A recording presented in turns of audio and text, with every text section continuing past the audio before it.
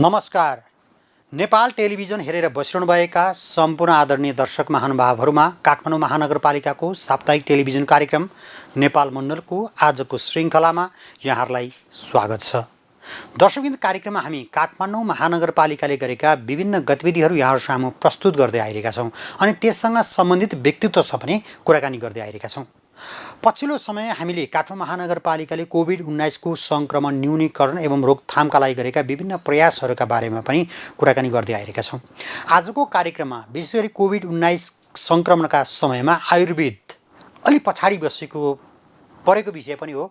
आयुर्वेदलाई अहिले हेर्ने भने धेरै मानिसहरूले पछिल्लो समय यसप्रति आकर्षण पनि बढ्दै गएको छ। काठमाडौँ महानगरपालिकाले अहिले नरदेवी आयुर्वेद अस्पताललाई आइसोलेसन सेन्टरका रूपमा पनि अहिले विकसित गर्दै गइरहेको छ। यसको क्षमता वृद्धिको लागि पनि आर्थिक सहयोग दिइरहेको छ र यसलाई फरक ढङ्गले हेर्दै यसको विकासका लागि पनि काठमाडौँ महानगरपालिकाले सहयोग गर्दै आइरहेको छ।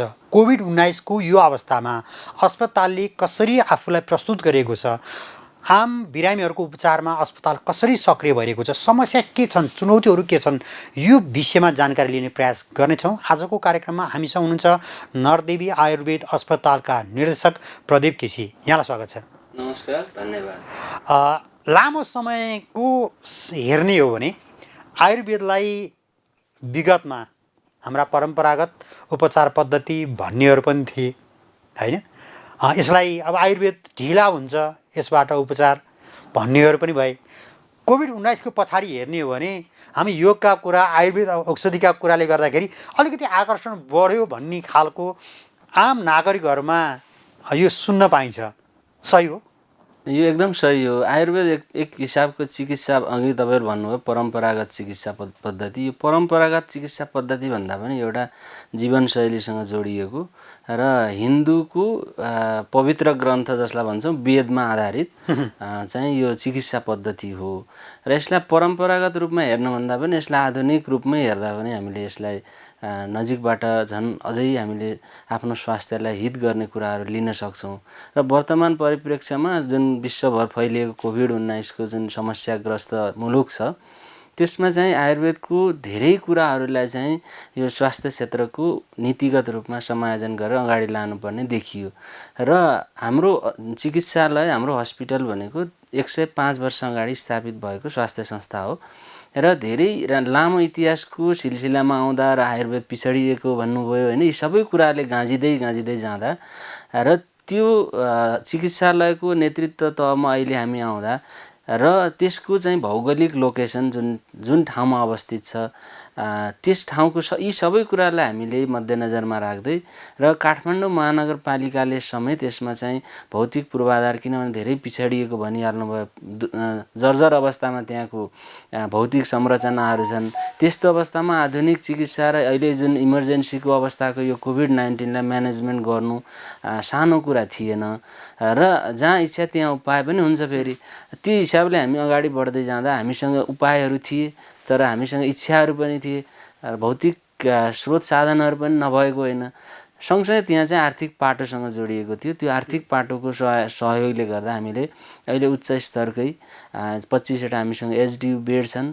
त्यसमा हामीले चाहिँ अक्सिजन, हाई फ्लोको अक्सिजनहरू, सिप्याप बिप्यापको मेसिनहरू, जुन आधुनिक चिकित्साले अहिले चाहिँ अङ्गीकार गरेका चाहिँ इमर्जेन्सी ट्रिटमेन्टका भौतिक पूर्वाधारहरू जोडिसकेका छौँ भने 25 वटा बेडलाई हामीले आइसोलेसन, त्यसमा पनि अक्सिजन सहितको भनेपछि यो सबै गर्दै जाँदाखेरि हामीले के बुझ्यौँ भने कोभिड-19 भनेको एउटा अवसर हो होइन। यो अवसरलाई चाहिँ कसरी ग्रहण गर्न सक्छ, त्यो ग्रहणलाई चाहिँ जसले लिन सक्यो त्यो अगाडि पनि बढ्न सक्यो र जसले त्यसलाई चाहिँ होइन यो चाहिँ महामारी हो, हामी चाहिँ यसबाट चाहिँ लुकेर बसिराख्नुपर्छ भने त्यो पछि पर्ने पनि हामीले बुझ्यौँ र वर्तमान अवस्थामा जुन महानगरपालिकाको यो सरकारी, गैर सरकारी, सामुदायिक जुन संस्थाहरू छन् यिनीहरूलाई सकेसम्म भौतिक र प्राविधिक रूपमा इक्युपाइड गराउने जुन सोच हो त्यो एकदम सराहनीय लाग्यो मलाई।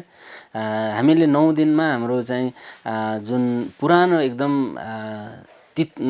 चाहिँ छरपष्ट रूपमा फैलिएको भौतिक संरचनालाई हामीले अप टु डेटमा बनाएको हो र त्यो गर्दै जाँदाखेरि हामीले चाहिँ अब केही कुराहरू अनुभवको रूपमा पनि लियौँ र आयुर्वेदलाई कसरी चाहिँ हामीले जोड्न सकिन्छ कि यस्तो महामारीको बेलामा आयुर्वेदका चाहिँ जुन जस्तै हामीले भन्छौँ योग प्राणायाम भन्छौँ होइन, त्यस्तै हामीले चाहिँ आयुर्वेदमा सबैभन्दा ठुलो त यसले धर्म भन्ने सिकाउँछ, कर्तव्य परायण भन्ने सिकाउँछ। मान्छेको आफ्नो ड्युटी के हो त, उत्तरदायित्व के हो, र सँगसँगै यसले चाहिँ मानिसलाई हेर्ने दृष्टिकोण, किनभने हामी सबै पृथ्वीमा रहेका प्राणीहरू हौँ। अब एउटालाई चाहिँ रोग लागेको छ भने अर्कोले त्यसबाट तर्किएर हिँड्नु जुन यो चाहिँ सिकाउँदैन। यो वेदसँग जोडिएको हुनाले यसमा दर्शनशास्त्र जोडिएको छ, इतिहास जोडिएको छ।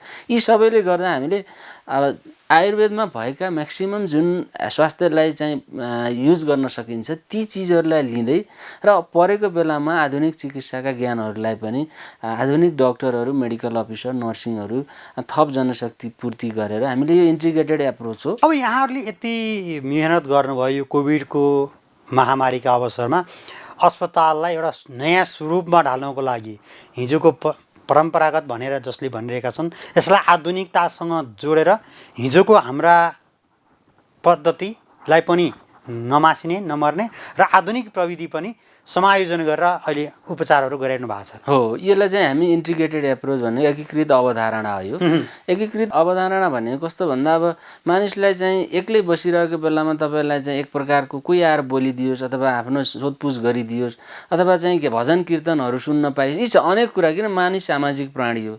त्यसलाई चाहिँ तपाईँले बन्द कोठाभित्र अथवा चाहिँ बन्द आइसोलेसनमा, जुन आइसोलेसन भन्ने शब्द छ त्यो शब्दै अन्यथा नहोस् होइन, छुट्टै राखेर मानिस चाहिँ कहिले पनि अगाडि बढ्न सक्दैन। मानिस सामाजिक प्राणी हो, त्योसँग अन्तर्घुलनका, मानिससँग भेटघाटका होइन अनेक कुराहरू, उसको चाहिँ बिहान उठ्नेदेखि बेलुका जप तप ध्यानहरू होला, यी सबै कुराहरू आउँदा रहेछन्।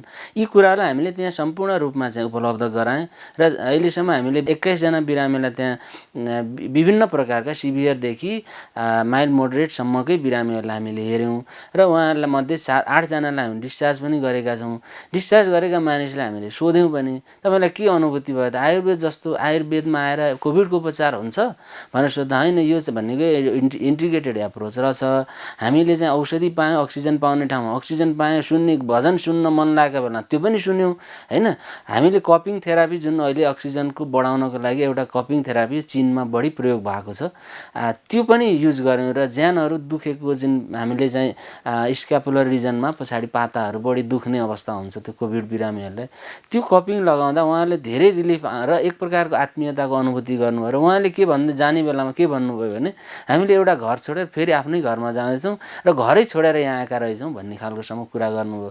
यो अवस्थामा हामी पुर्याउन सक्दो रहेछौँ र चिकित्सा भनेको एउटा कुनै आधुनिक चिकित्सा अथवा चाहिँ आयुर्वेद यो मात्रै होइन, मानिसले चाहिँ एउटा यस्तो अवस्थामा मल्टिपल एप्रोच, सबैको सामूहिक सहयोग र सबैको सामूहिक आत्मीयता खोज्दो रहेछ। त्यो कुरा चाहिँ अबका दिनहरूमा हामीले सिकेको पाटो पनि हो। हजुरको कुरा सुनिरहँदाखेरि नरदेवी आयुर्वेद अस्पताल हिजोको अवस्थामा हेर्ने हो भने कोभिड आउनुभन्दा अगाडिसम्म एक हिसाबले आइसोलेसनमै थियो, कता त कता कुना एक्लै बसिरहेको। कोभिडको यो महामारीका बिचमा महानगरपालिकाले अस्पताललाई आइसोलेसनबाट बाहिर निकाल्यो, एउटा परिचित बनायो र अस्पताललाई चाहिँ आइसोलेसन सेन्टरको रूपमा सम्पूर्ण बिरामीहरूलाई उपचार केन्द्र गर्ने आफ्नै घरको एउटा आँगन जस्तो बनाएर घरभित्र बसेको महसुस बनाउने राम्रो ठाउँ बनाइदियो। त्यसो भए हो, एकदम सही कुरा हो। यो जहाँ पनि लगानीको कुरा हुन्छ, कुनै पनि हस्पिटलहरू, सरकारी हस्पिटलहरूमा लगानी कतिको छ, त्यो लगानीको आधारमा प्रतिफल आयो कि आएन यो कुरा उपल्लो निकायले हेर्ने हो। तर लगानी नै भएन भने त्यसबाट प्रतिफलको आशा लगानी नगर्ने त्यसको उपलब्धि मात्रै आयुर्वेद क्षेत्रमा अहिले भएको यही छ। हामी चाहिँ आयुर्वेदमा यस्तो छैनौँ कि हामी चाहिँ भगवान हामी हौँ, हामीले जे गर्छौँ जादुको रूपमा कुनै छडी निकाल्छौँ उपचार गर्छौँ, यो त हुन सक्दैन। लगानी को मेन चाहिँ जरुरत हुँदो रहेछ र हामीले लगानीको सही ठाउँमा प्रयोग गऱ्यौँ भने जुन आइसोलेसनै हो, त्यो नरदेवी भनेको एकदम चाहिँ सेन्टरमा भएर पनि धेरै मानिसलाई नै थाहा नभएको विषय थियो र अहिले चाहिँ त्यहाँको चहल पहल होइन, त्यहाँको वरिपरिका छिमेकीहरूको दृष्टिकोण, हामी बिरामी जाँदा हामी चाहिँ टाढाको हस्पिटलमा किन जानु पर्दो रहेछ, यति नजिकै यो सेवा आइसकेको रहेछ भन्ने बल्ल थाहा पाउँदै हुनुहुन्छ। यसको लागि जुन आर्थिक सहयोगको पाटो हो, महानगरपालिकाले जुन अहिलेको अवस्थामा हामीलाई जुन सहयोग भएको छ, नेपाल सरकारको स्वास्थ्य मन्त्रालयबाट पनि भएको छ, यो मैले भन्न खोजेको होइन कि, तर हामीले चाहिँ यो हाम्रो प्लानमा थियो। पोहोर साल हामीले सेन्टरमा थियो, डर त्रास थियो, त्यस कारण पहिलो लहरमा हामीले यो सेवा सञ्चालन गर्न सकेनौँ। सायद त्यति बेला लगानी भएको भए तापनि छिमेकीहरूको चाहिँ त्यसमा अलिकति रिजिडनेस आउँथ्यो होला। गत वर्ष कोभिडलाई हेर्ने दृष्टिकोण पनि फेरि एकदम राज्यकोदेखि स्थानीय तहसम्म छिमेकीसम्म पनि फरक थियो। एक ठाउँमा चाहिँ एउटा कोभिड देखियो भने बाँसका घारा ल्याउने बाटो छिर्ने अवस्था आउँथ्यो। तर त्यो अवस्था अहिले हट्यो, हटेर गयो। घरमा आफ्नै घरमा पनि आफ्नै आफन्तहरू कोही पोजिटिभ छन्, कोही नेगेटिभ छन्, सब हामीलाई परिवर्तन गर्न सक्यौँ भन्नु सकिरहेका छौँ। र यो मात्रै होइन कि कोभिड यति सिम्पल पनि छैन। फेरि हामीले त्यहाँका केसहरूलाई देख्यौँ होइन। त्यो देख्दाखेरि हामीले जति जति अब धेरै जसो आयुर्वेद कर्मीहरूले पनि सोच्नुहुन्छ कि यो यति औषधिले मात्रै, त्यो त्यति मात्रै पनि कोभिड होइन।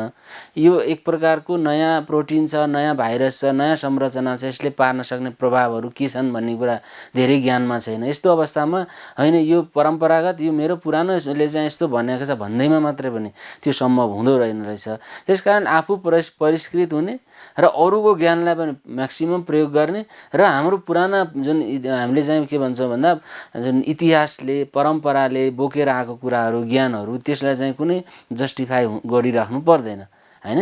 हाम्रा पूर्वजहरूले के प्रयोग गरे, यस्तो महामारीबाट कसरी बचे, त्यो आधारमा हामीले पोहोर साल चाहिँ यो आइसोलेसन सेन्टर सुरुवात गर्न नसके तापनि हामीले एउटा रोग प्रतिरोधात्मक क्षमता र कोभिड जस्ता लक्षणहरूलाई सामना गर्न सक्ने एउटा जडीबुटीको कम्पोजिसनको औषधि बनायौँ। जडीबुटीको कुराकानी गरिरहँदाखेरि अहिलेसम्म पनि कोभिड-19 को औषधि छैन, औषधि बन्न सकेको छैन भन्ने चर्चा बहस हुँदाहुँदै अब केही समय हो भ्याक्सिन लगाउने भन्नेसम्म कुरा आएको छ। तर त्यसले पनि पूर्ण रूपमा कोभिडलाई कन्ट्रोल भन्दा पनि अलिकति गाह्रो अवस्थासम्म पुर्याउन सक्दैन कि भन्ने एउटा भनाइ छ र भ्याक्सिन प्रयोग गरेको छ। आयुर्वेदको कुराकानी गर्दाखेरि यो आफ्नो अनुभवलाई भन्दा यो 1 वर्षदेखिको यहाँ सक्रिय हुनुभएको छ, बिरामीको उपचारमा लागिरहनु भएको छ, आयुर्वेद औषधिहरू यहाँहरूले ल्याइसक्नु भएको छ। आम नागरिकहरूले कोभिड-19सँग जोडिएर आफूलाई सङ्क्रमण भयो भने, किनभने अस्पताल गए पनि अक्सिजनको महत्त्वपूर्ण पाटो एकातिर रहेको छ, कतिपय अलिकति पीडा भए पनि घरभित्रै बसिरहेर म घरमै उपचार गर्छु, यसको औषधि नभएको भन्ने एउटा आम नागरिकमा बुझाइ छ। यो अवस्थामा यहाँहरूले आयुर्वेदका तर्फबाट हेर्ने भने उहाँलाई के भन्नुहुन्छ? आयुर्वेदको तर्फबाट यो नाम चाहिँ नयाँ आएको छ। आयुर्वेद धेरै पुरानो भएको नि यस्ता नामहरू पहिलेका ग्रन्थहरूमा देखिँदैनन्। तर आयुर्वेदमा यस्ता प्रकारका कन्सेप्टहरू धेरै देखिन्छन्। सुश्रुतले आजभन्दा लगभग 2000 वर्ष अगाडि नै यो चाहिँ सङ्क्रामन्ती नरम भन्छ, उसले आफ्नो औपसर्गिक रोग भन्छ हामीले। एक मान्छेले अर्को मान्छेलाई सार्न सक्ने, बसउट गर्दा, वस्त्रहरू कपडाहरू सार्दा, विभिन्न शरीरका एक ठाउँबाट अर्को ठाउँमा निश्वासात भन्छ, श्वासबाट होइन हाच्छिउँ गर्दा सर्छन्। यस्ता रोगहरू हुन्छन् र एक मान्छेले अर्कोलाई सार्छन् र एकले अर्कोलाई धेरै मार्ने यस्तो भवितव्य हुन्छ भनेर धेरै आजभन्दा 2000 वर्ष पहिले नै ती ग्रन्थहरूमा संस्कृत भाषामा अहिले पनि भेटिन्छन्। 2000 वर्ष अगाडि लेखिएका कुराहरू हुन्छन्। आयुर्वेदमा त्यो हुँदै नभएको छैन।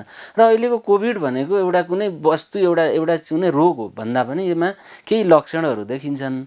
अब कतिपय व्यक्तिहरूमा त लक्षण पनि देखिँदैनन् होइन। त्यो लक्षणहरूको ट्रिटमेन्ट जुन लाक्षणिक उपचार भन्छ आयुर्वेदमा, त्यसैलाई हामीले बेस गरेर र अहिले आधुनिक चिकित्सा पनि त्यतैतिर फर्किएको छ। जस्तै सास फेर्न गाह्रो हुन्छ, ब्रोङ्कोडाइलेटर दिनु पर्यो लगायतका यी विषयहरू जुन लक्षणमा आधारित चिकित्सा हुन्छ त्यही नै आयुर्वेदले गरिरहेको छ। र हामीले डेभलप गरेको पोहोर साल चाहिँ हाम्रो चाहिँ ज्येष्ठ बासादी एउटा मिश्रण औषधि हो। जो धेरै पुरानो फर्मुला थियो, राणा शासन कालदेखि यो चाहिँ सिंहदरबार वैद्यखाना मार्फत चाहिँ उत्पादन भइरहेको थियो। र त्यसलाई हामीले अलिकति रिमोडेलिङ गऱ्यौँ र त्यसको चाहिँ अलि पोटेन्सीहरू भएका द्रव्यहरूको मात्रा मिलायौँ, तलमाथि मिलायौँ। त्यसको चाहिँ जनमानसमा तपाईँले चाहिँ हामीले आफै पनि एउटा अध्ययन गरेका थियौँ र धेरै एक्सेप्टेन्स, सोसियल एक्सेप्टेन्स र त्यसको लाक्षणिक उपचारमा धेरै राम्रो एउटा सर्वेक्षण पाइयो। यसको अर्थ के हो भने कोभिडको अवस्थामा सिरियसनेस भएका बिरामीहरूको उपचार भनेको आधुनिक चिकित्साले जुन अक्सिजनको म्यानेजमेन्ट, स्टेरोइड थेरापीहरूको कुरा होला र आजभोलि नयाँ खालका औषधि हेपारिनहरू प्रयोग गर्ने होइन, यी बाहेकको अवस्थामा माइल्ड टु मोडरेट सिम्टम्सहरू भएका र अक्सिजनको लेभल 4 देखि 8 लिटर पर आवर यतिसम्म दिन सक्ने बिरामीलाई इन्टिग्रेटेड एप्रोच आयुर्वेदका केही औषधि प्रयोग गरिदिने र सँगसँगै उसलाई सास फेर्न गाह्रो भएका बेलामा आधुनिक चिकित्साका पनि यी ट्रिटमेन्टका उपायहरू प्रयोग गर्ने भने यो हामीले अहिलेका 21जना बिरामीमध्ये 5जना बिरामीहरू एकदम सिभियर कन्डिसनमा हुनुहुन्थ्यो। यो मैले भनेको हाम्रो मेडिकल अफिसरहरूले भनेको कुरा हो। र उहाँहरू 2-3 दिनको अन्तरालमा बस्दै जाँदाखेरि यो कम्बाइन्ड थेरापीबाट हामीले औषधिहरू पनि दियौँ र उहाँहरूलाई जुन साइकोलोजिकल एक प्रकारको थोट चाहिँ नेगेटिभ थोटहरू आइरहेको छ, नकारात्मक कुराले त्यो ऊर्जाले नकारात्मक प्रभाव पारिरहेको छ, त्यो नकारात्मक प्रभावलाई चिर्ने कुनै पनि औषधि छैन। त्यसको मेन औषधि भनेको के भन्दा परामर्श हो, उसँग आत्मीयता हो, उसलाई चाहिँ पटक पटक जाने योग र ध्यानहरू सिकाउने, मन्त्रहरू कीर्तनहरू बजाउने। यो भन्दै गर्दा संसारले चाहिँ के भने सबैले सुन्नेले के भन्नु भजन कीर्तनले पनि कहीँ मान्छेलाई ठिक हुन्छ, यो सरासर गलत एउटा कन्सेप्ट हो। हामी आधुनिक चिकित्सामा यति आधुनिक पनि उत्तर आधुनिक हुनु भएन कि हाम्रो पूर्वजहरू हाम्रो समाजको अवस्था के थियो त्यो पनि बिर्सिदिनु भएन। तपाईँ हामीले भजनमा गाउँमा जानुहोस्, महिनामा अथवा पाक्षिक रूपमा भजन कीर्तन लगाएर मान्छेले, त्यो पनि एक प्रकारको सोसियल ट्रिटमेन्ट हो, सोसियल साइकोलोजिकल काउन्सेलिङ हो। यस्ता कुराहरूलाई चाहिँ सकेसम्म यो कोभिड महामारीमा चाहिँ प्रयोग गर्न सकियो भने यसले चाहिँ असर चाहिँ धेरै राम्रो पार्दो रहेछ। अब यहाँले भजन कीर्तनदेखि हाम्रा हिजोदेखि पुर्खाले प्रयोग गर्दै आइरहेका जडीबुटी जसले अहिलेको अवस्थामा हामीलाई उपचार गर्न सहज बनाइरहेको छ होइन, उपचारमा एउटा सहजीकरण पनि आएको छ। मानिसहरू हिजोसम्म आधुनिक औषधि प्रणालीमा लागिरहेका मान्छेहरू कोभिड-19को पछाडि हेर्ने भने आयुर्वेदसँग जोडिएर पनि त्यसलाई चाहिँ अलिकति प्राथमिकता दिएको पनि पाइन्छ। अघिल्लो वर्ष हेर्ने भने राहतमा आयुर्वेदका गोलीहरू पनि खुवाउने वितरण गर्ने काम पनि गरे। धेरै मानिसहरूले त्योपट्टि आकर्षित पनि भएको पनि पाइयो। यद्यपि अलिकति प्रसङ्ग मैले यहाँलाई परिवर्तन गरेँ, बेसारको कुरा अहिले निकै चर्चामा पनि रह्यो होइन। सम्माननीय प्रधानमन्त्रीज्यूले बेसारको कुराकानी गर्दाखेरि बेसार पनि आयुर्वेदको महत्त्वपूर्ण औषधि हो। बेसारले हाम्रो यो अहिले कोभिडको समयमा यसमा त्यसले के उपलब्धि हुन सक्ला? बेसारको औषधिको उपचार सिधा चाहिँ उत्तर दिइहालौँ। बेसार भनेको हामीले परापूर्व कालदेखि खाइरहेको एउटा के हो त यो चाहिँ मसला हो होइन। तर मसलाको रूपमा मात्रै भन्दा पनि अहिले गरिएका आधुनिक अध्ययनमा हेर्नुहुन्छ भने एन्टी एलर्जिक प्रोपर्टिज, हाम्रो कोभिडको जुन प्रोटिन हाम्रो फोक्सोमा पुग्छ त्यसले हाम्रो फोक्सोका एल्भेओलाहरूलाई एलर्जिक रियाक्सन ल्याउँछ। यो संसारले मानेको छ, आधुनिक चिकित्साले जब बेसारमा त्यही चिज छ जसले एलर्जीलाई कम गराउँछ भने ओभियसली यसले चाहिँ उसमा त काम गर्छ। प्रधानमन्त्रीलाई एक प्रकारको चाहिँ प्रधानमन्त्रीज्यूलाई धेरै चाहिँ अब सामाजिक सञ्जाल यति खराब छ, कोभिडको महामारीमा चाहिँ यो सामाजिक सञ्जालको दुरुपयोग बढी भयो कि होइन। भइरहेका चिजहरूलाई हामीले हाँसोको रूपमा लिनु भएन होइन। हामीले प्याज लसुन खाइरहेका छौँ, किन खाएका छौँ त? यो कुराको चाहिँ उहाँहरूले चाहिँ यो खण्डन गरिहाल्ने त। प्रधानमन्त्रीले भन्नु भन्दैमा त्यो खण्डनै एकदम खतरा उल्टो पाल्टो गर्ने त्यो चाहिँ एकदम नराम्रो हाम्रो सामाजिक सञ्जालको दुरुपयोग हो। बेसारमा भएका तत्त्वहरू के रहेछन् भने अध्ययन गर्न जानु पर्यो नि त्यस्तो व्यक्तिहरूले, जसले चाहिँ कहाँ हुन्छ बेसारले मात्रै ठिक गर्दैन। तर यो म्यानेजमेन्ट बेसार पनि एउटा बाटो हो। कुनै संसारमा कुनै चिज पूर्ण छैन, यो सर्वमान्य सिद्धान्त हो।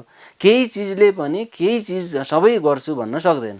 यो पूर्णताको सिद्धान्तमा अरू चिजहरूले पनि लिएर गयो भने आफू पूर्ण भइन्छ र त्यो चाहिँ एक इफेक्टिभ हुन्छ भन्ने प्रिन्सिपल आयुर्वेदले लिन्छ। तर त्यही आयुर्वेद चाहिँ अहिले अब साइडमा छ, छायामा छ भनौँ। हामीले चाहिँ प्रयास गर्छौँ, तर यो राष्ट्रको स्तरबाट प्रधानमन्त्रीज्यूले पनि अब यो विषयलाई चाहिँ जो हामी यो क्षेत्रमा खटिएका छौँ उहाँहरूलाई चाहिँ सिधा ल्याएर हाम्रो तर्फबाट के छ त होइन, न कि जसले चाहिँ अब बाटोमा चाहिँ अहिले यो आयुर्वेदको पछाडि फेरि व्यापार सुरु भएको छ होइन। यो ठिक गर्छ, म यो गरिदिन्छु भनेर स्टन्ट ल्याइदिनुहुन्छ होइन। यो चाहिँ गलत हो। समाजले त्यसले विकृति छ नि, विकृतिलाई पन्छाउने काम चाहिँ राज्यले सरकार यो महामारीको बेलामा राष्ट्रको सरकारी निकायहरूको कामलाई चाहिँ सबैभन्दा माथि ल्याउनुपर्छ, न कि प्राइभेट सेक्टरलाई चाहिँ मैले अन्डर एस्टिमेट गरेको होइन।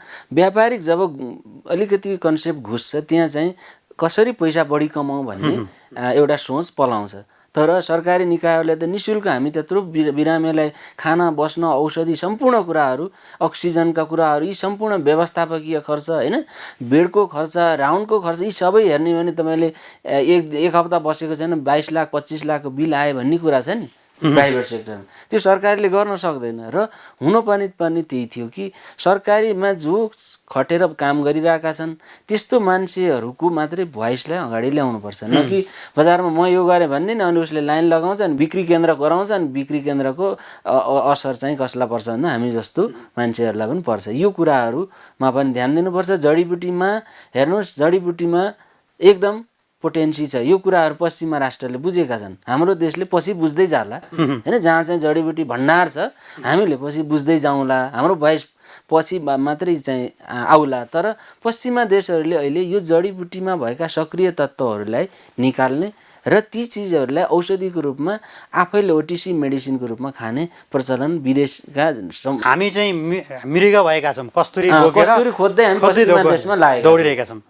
पश्चिमा देशले केही बनाइदेला, भ्याक्सिन ल्याउला, त्यो भ्याक्सिन लाउला र म चाहिँ ढुक्क हुन्छु भन्ने कन्सेप्ट हाम्रोमा छ। तर हाम्रो वरिपरि भएका जङ्गलमा भएका यी जडीबुटी पनि भ्याक्सिनकै रूपमा, किनभने भ्याक्सिनले रोगबाट बचाउने केही हदसम्म तपाईँलाई बचाउनको लागि मद्दत गर्ने चिज हो। त्यही चिजहरू हामीलाई चाहिँ हाम्रो भान्सामा छन्, वन जङ्गलमा छन्। हामीले सदियोदेखि त्यही हामीले आधुनिक चिकित्सा आएको धेरै भएको छैन, 100-200 वर्ष भयो।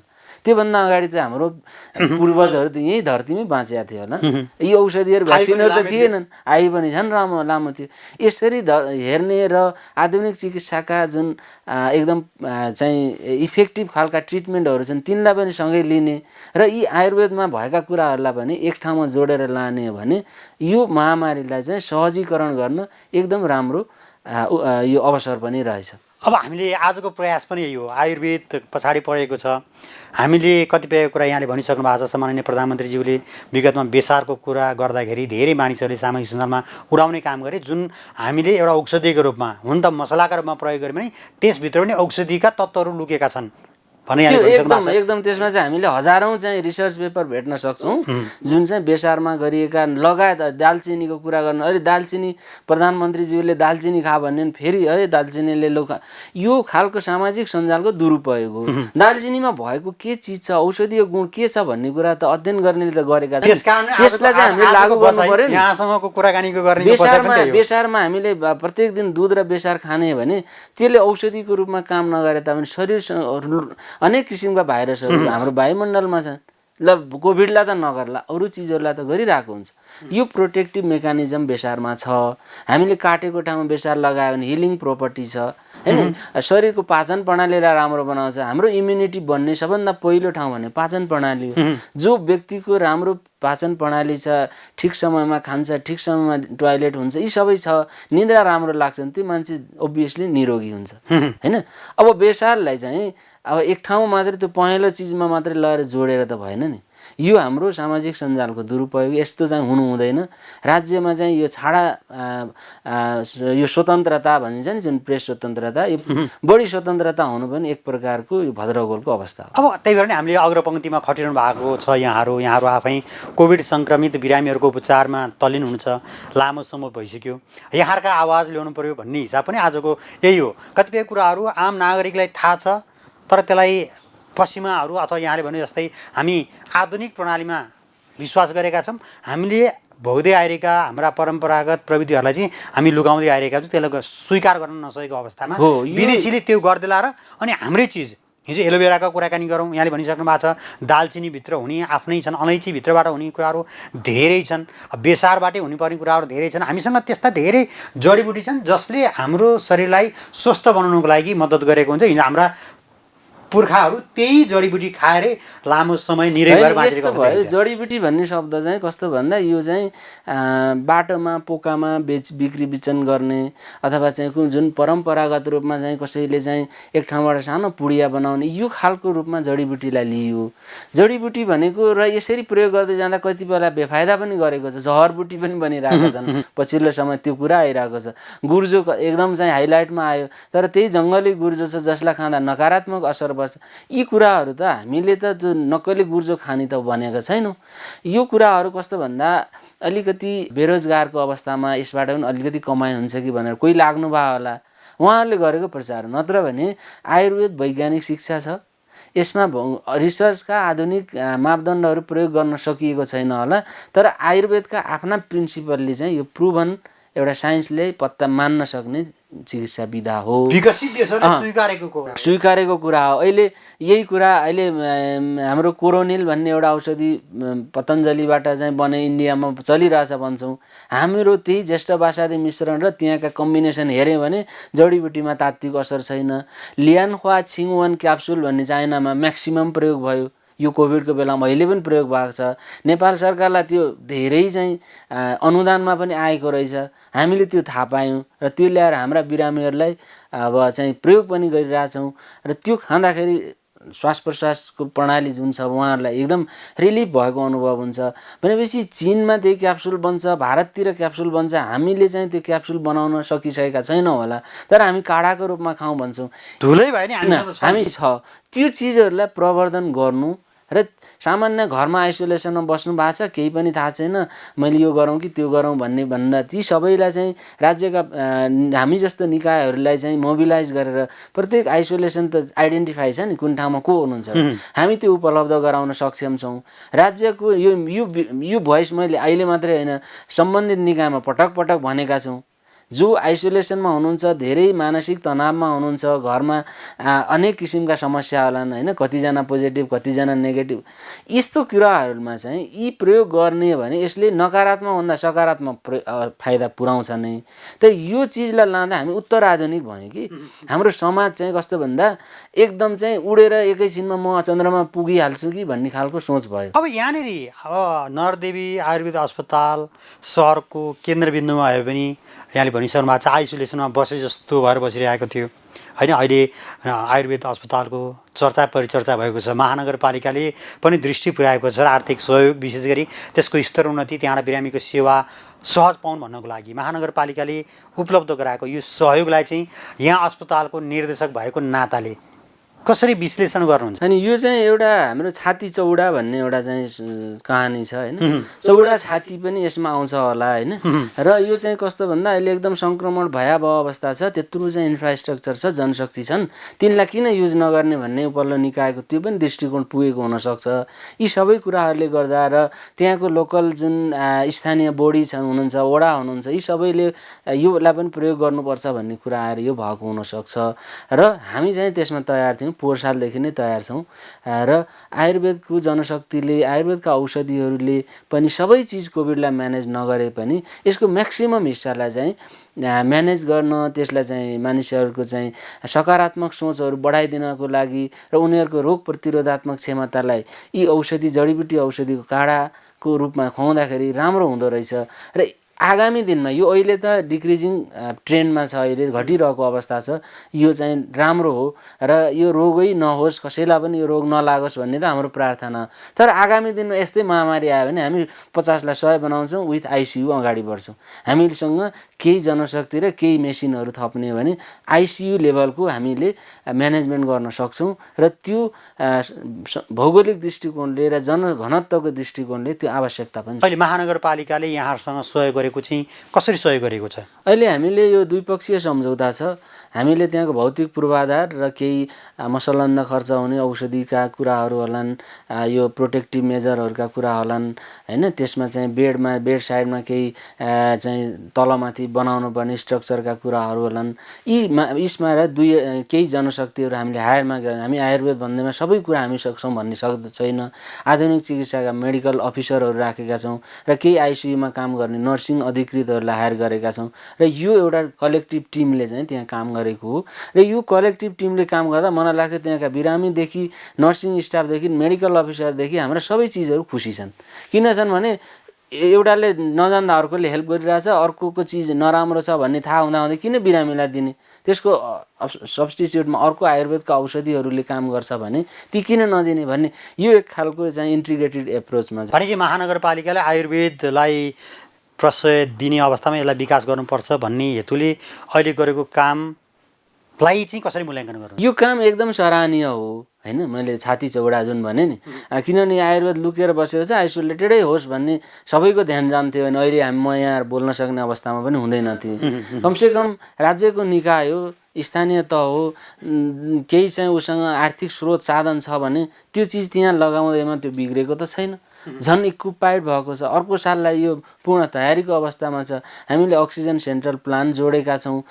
प्लान्ट अक्सिजन उत्पादन गर्ने चाहिँ पनि जोड्नु आवश्यक पऱ्यो, जोडौँला भनेपछि हामी इक्युपाइड भएका छौँ, अनुभव बटुलेका छौँ र केही स्रोत साधनहरू थपिएका छन्। यसले चाहिँ भविष्यलाई चाहिँ यस्तो महामारीको अवस्थामा त्यसलाई अझै प्रयोग गर्न सकिने अवस्थामा पुगेको हुनाले महानगरको यो सोच त धेरै राम्रो हो। समय दिनुभयो, यहाँलाई धेरै धेरै धन्यवाद। बोल्ने मौका दिनु यसको लागि धेरै धन्यवाद दिन चाहन्छु।